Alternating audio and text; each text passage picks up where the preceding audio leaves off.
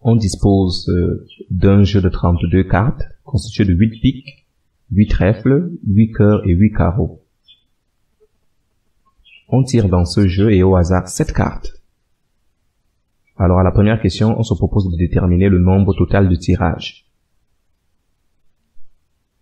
Alors on constate que tirer 7 cartes revient à déterminer un ensemble de 7 éléments pris parmi 32 éléments, dont le nombre de tels tirages est égal au nombre de parties à 7 éléments pris dans un ensemble à 32 éléments qui est combinaison de 7 dans 32. Bien, la deuxième question, on nous demande de déterminer le nombre de tirages comportant, petit a, exactement 4 carreaux. Bien. Alors, nous voulons déterminer d'abord le nombre de tirages contenant exactement 4 carreaux. Alors, avoir 4 carreaux signifie exactement que nous prendrons 4 cartes parmi les 8 carreaux.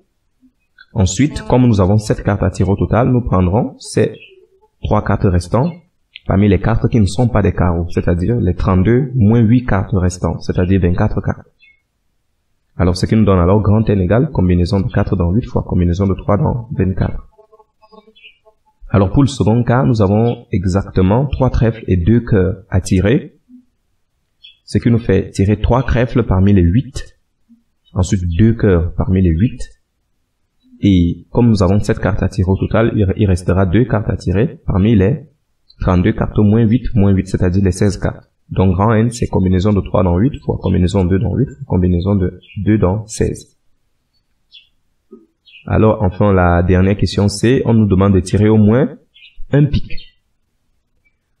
Alors la première méthode consiste déjà à considérer l'événement au moins un pic, qui signifie un pic exactement, ou 2 pics exactement, ou 3 pics exactement, ou 4 pics exactement, ou 5 pics exactement, ou 6 pics exactement, ou alors 7 pics exactement.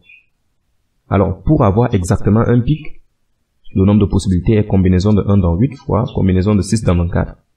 1 dans 8 parce que nous prenons un pic et les 6 autres cartes qui ne sont pas des pics. Alors, pour 2 pics, on a combinaison de 2 dans 8 fois combinaison de 5 dans 24. C'est-à-dire 2 cartes parmi les 8 pics et 5 cartes parmi les non-pics. Ainsi de suite. Alors pour 7 pics, nous aurons combinaison de 7 dans 8 et combinaison de 0 dans 24, puisque nous voulons que toutes les cartes soient des pics et 0 cartes non-pics. Alors grand N sera juste cette somme que vous voyez là, c'est-à-dire de combinaison de 1 dans 8 fois combinaison de 6 dans 24, jusqu'à combinaison de 7 dans 8 fois combinaison de 0 dans 24. Alors la deuxième méthode, c'est celle de l'événement contraire. Si nous regardons l'événement au moins un pic, l'événement contraire, c'est pas de pic. Et si nous ne voulons pas de pic, ça signifie que nous voulons prendre toutes les 7 cartes parmi les non-pics. C'est-à-dire le nombre de possibilités, c'est combinaison de 7 dans 24. Donc, notre événement qui est au moins un pic sera donc combinaison de 7 dans 32 moins combinaison de 7 dans 24.